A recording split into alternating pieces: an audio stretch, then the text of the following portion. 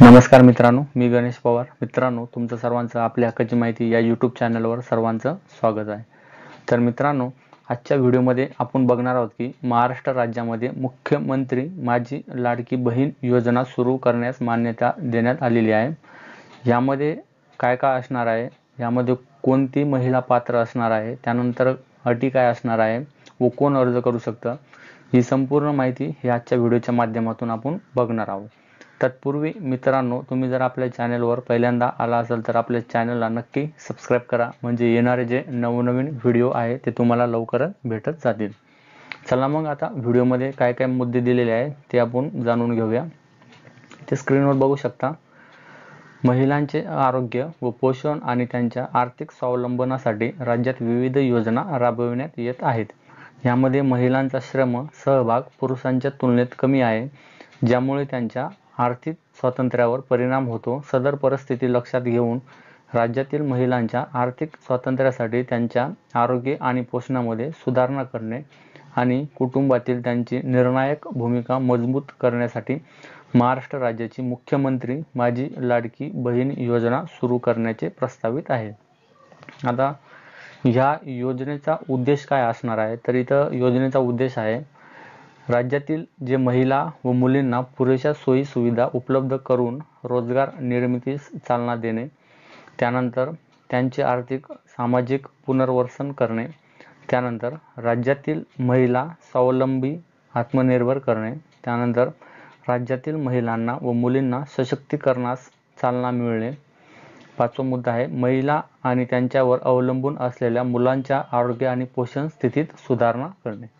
आता योजनेचं स्वरूप काय दिलेले आहे, तर योजनेचं स्वरूप आहे जे पात्रता कालावधी दरम्यान प्रत्येक पात्र महिलेला तिच्या स्वतःच्या आधार लिंक केलेल्या थेट लाभ हस्तांतरण, म्हणजे तुम्हाला डायरेक्ट बेनिफिट ट्रान्सफर, म्हणजे सक्षम बँक खात्यात दरमहा तुम्हाला 1500 इतकी रक्कम दिली जाईल.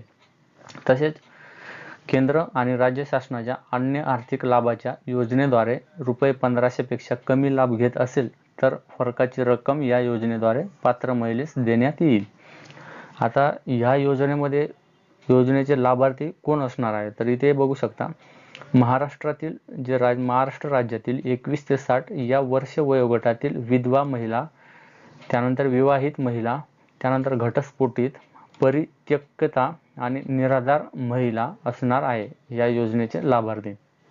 त्यानंतर 14 पॉईंट आहे योजनेच्या लाभार्थ्यांची पात्रता काय असणार आहे. आता जी योजना आहे यामध्ये लाभार्थ्यांची पात्रता काय असणार आहे, तर लाभार्थी महिला जे आहे ती महाराष्ट्र राज्याचा रहिवासी असणे आवश्यक आहे. त्यानंतर राज्यातील विवाहित, विधवा आणि घटस्फोटित, परित्यक्ता आणि निराधार महिला असणं आवश्यक आहे. यामध्ये किमान वयाची 21 वर्षे पूर्ण व कमाल वयाची 60 वर्षे पूर्ण होईपर्यंत.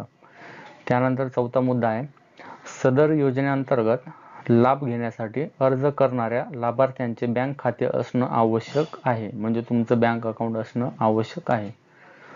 आता 5वा पॉईंट दिलेला आहे लाभार्थी कुटुंबाचे वार्षिक उत्पन्न रक्कम 2,50,000 पेक्षा जास्त नसावे, म्हणजे 2.5 लाखापेक्षा जास्त नसावे. त्यानंतर 5वा मुद्दा दिलेला आहे अपात्रता, म्हणजे यामध्ये कोणते जे महिला उमेदवार आहेत ते यामध्ये अपात्रता राहील, म्हणजे अपात्र राहील. तर इथे पहिला मुद्दा दिलेला आहे ज्यांच्या कुटुंबाचे एकत्रित वार्षिक उत्पन्न 2.5 लाखापेक्षा अधिक असेल असा जी महिला असेल ती अपात्र राहील, म्हणजे 2.5 लाखापेक्षा जास्त तुमचं वार्षिक उत्पन्न म्हणजे जास्त असू नयेत. त्यानंतर ज्यांच्या कुटुंबातील सदस्य आयकरदाता आहेत, आयकर म्हणजे इन्कम टॅक्स ITR भरत असेल, तो कर भरत असेल, तो अपात्र ठरणार आहे. त्यानंतर तिसरा आहे ज्यांच्या कुटुंबातील सदस्य नियमित कायम कर्मचारी किंवा कंत्राटी कर्मचारी म्हणून सरकारी विभाग, उपक्रम, मंडळ, भारत सरकार किंवा राज्य सरकारच्या स्थानिक संस्थेमध्ये कार्यरत आहे किंवा सेवानिवृत्तीनंतर निवृत्ती वेतन घेत आहेत, परंतु बाह्य यंत्रणांद्वारे कार्यरत असलेले तथा स्वयंसेवी कामगार आणि कर्मचारी हे अपात्र ठरणार नाहीत. ओके.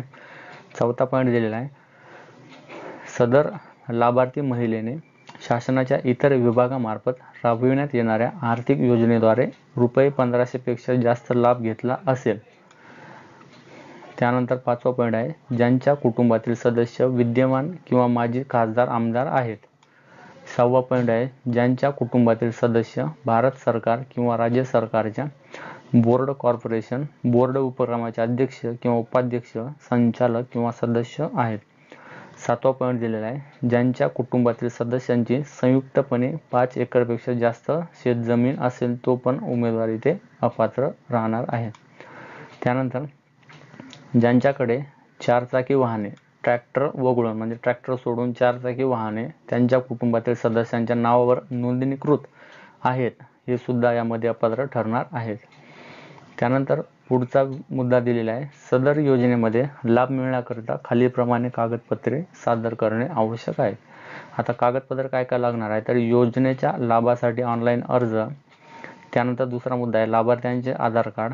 तिसरा मुद्दा आहे महाराष्ट्र राज्याचे अधिवास प्रमाणपत्र किंवा महाराष्ट्र राज्यातील जन्माचा दाखला. त्यानंतर चौथा मुद्दा आहे सक्षम प्राधिकारी यांनी दिलेला कुटुंब प्रमुखाचा उत्पन्नाचा दाखला. त्यामध्ये वार्षिक उत्पन्न तुमचं 2.5 लाखापेक्षा असणे अनिवार्य आहे. त्यानंतर 5वा मुद्दा आहे बँक खाते पासबुकच्या पहिल्या पानाची छायांकित प्रत. त्यानंतर 6वा पॉईंट आहे पासपोर्ट आकाराचा फोटो. 7वा रेशन कार्ड आणि 8वा सदर योजनेच्या अटी शर्तीचे पालन करण्याबाबतचे हमीपत्र तुम्हाला द्यावं लागणार आहे. यामध्ये आता 7वा पॉईंट दिलेला आहे की मुख्यमंत्री माझी लाडकी बहीण योजनेच्या लाभार्थ्यांची जी पात्रता अंगणवाडी सेविका, पर्यवेक्षिका, मुख्य सेविका, सेतू सुविधा केंद्र, ग्रामपंचायत, ग्रामसेवक, वार्ड अधिकारी यांनी खातरजमा करून ऑनलाईन प्रमाणित केल्यानंतर लाभार्थ्यांचा अर्ज सक्षम अधिकारी यांच्याकडे सादर करावा.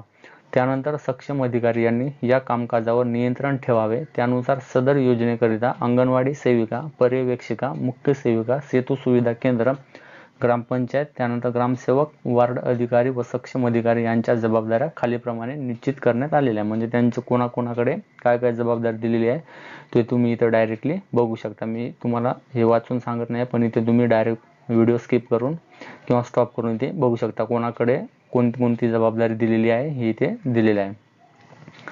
त्यानंतर योजनेची जी कार्यपद्धती आहेत. आता योजनेची कार्यपद्धती काय असणार आहे तर अर्ज करण्याची प्रक्रिया योजनेचे अर्ज हे पोर्टल, मोबाईल ॲपद्वारे किंवा सेतू सुविधा केंद्राद्वारे ऑनलाईन भरले जाऊ शकतात. त्यासाठी पुढील प्रक्रिया विहित केलेली आहेत. यामध्ये पात्र महिलेस योजनेसाठी ऑनलाईन अर्ज करता येईल.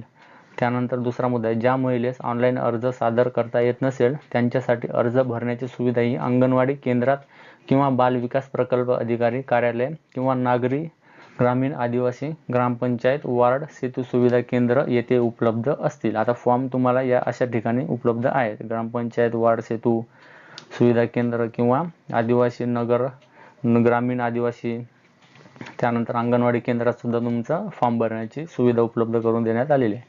त्यानंतर वरील फॉर्म भरलेला अंगणवाडी केंद्रात किंवा बाल विकास प्रकल्प अधिकारी कार्यालय किंवा नागरी आणि ग्रामीण आदिवासी सेतू सुविधा केंद्र मध्ये नियुक्त कर्मचाऱ्याकडे ऑनलाईन प्रविष्ट केला जाईल आणि प्रत्येक यशस्वीरित्या दाखल केलेल्या अर्जासाठी यथायोग्य पोचपावती दिली जाईल. त्यानंतर अर्ज भरण्याची संपूर्ण प्रक्रिया विनामूल्य असेल म्हणजे तुम्हाला कुठल्याही प्रकारचा रुपया सुद्धा लागणार नाहीये.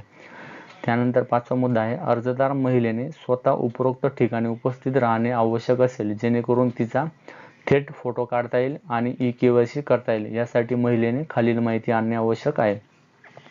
आता तुम्हाला ई-केवायसी साठी हे 2 डॉक्युमेंट लागणार आहेत. तर कुटुंबाचे पूर्ण ओळखपत्र, उदाहरणार्थ रेशन कार्ड, त्यानंतर स्वतःचे आधार कार्ड सुद्धा लागणार आहे.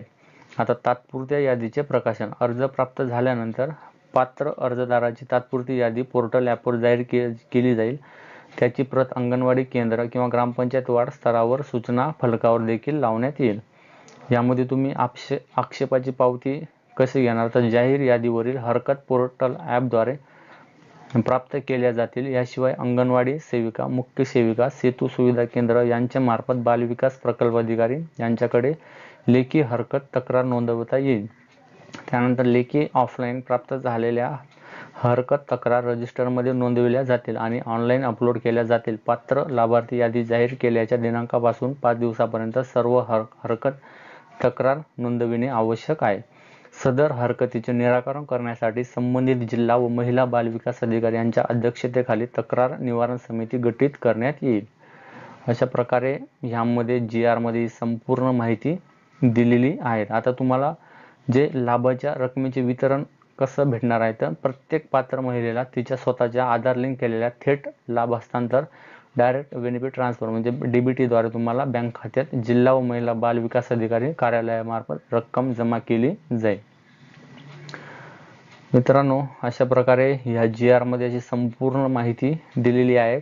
तुम्ही अर्ज कसा करू शकता, त्यानंतर कोणकोणते डॉक्युमेंट्स लागणार आहे, ही संपूर्ण माहिती तुम्हाला ह्या GR मध्ये दिलेली आहे.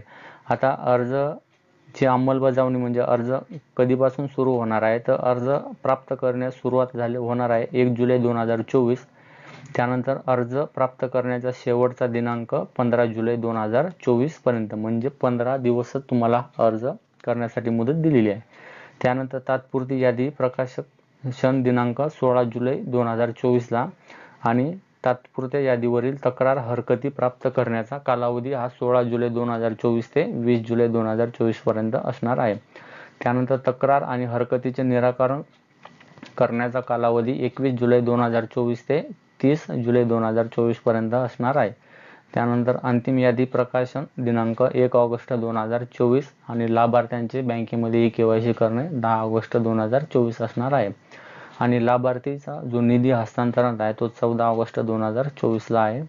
त्यानंतरच्या महिन्यात देय दिनांक म्हणजे तुम्हाला कधी भेटणार आहे, तर प्रत्येक महिन्याच्या 15 तारखेपर्यंत तुम्हाला 1500 रुपये तुमच्या खात्यावर जमा होत जाईल. तर मित्रांनो, अशा प्रकारे या GR मध्ये संपूर्ण माहिती दिलेली आहे. तुम्हाला ह्या GR ची लिंक मी डिस्क्रिप्शन बॉक्समध्ये देतो PDF मध्ये. तुम्हाला जर हा व्हिडिओ आवडला असेल तर तुमच्या जवळच्या मित्रांना किंवा नातेवाईकांना नक्की शेअर करा. ही माहिती जास्तीत जास्त लोकांपर्यंत शेअर करा. व्हिडिओ जर आवडला असेल तर चॅनलला सबस्क्राईब करा, लाईक करा, शेअर करा. धन्यवाद. जय हिंद, जय महाराष्ट्र.